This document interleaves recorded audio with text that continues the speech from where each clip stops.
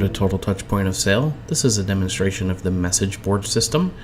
In order to access the message board, you will go to the back office, Setup, Message Board Maintenance. Here you can type anything you want. For instance, I will say today's special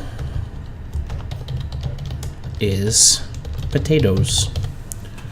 Or you can attach menu items to the message board by clicking Attach Menu Item, double-clicking on the item. You can also make the item be in red. In order to see your changes, you'll log into the point of sale system. You'll press the OK button without putting a password in, and you can see my lines of text.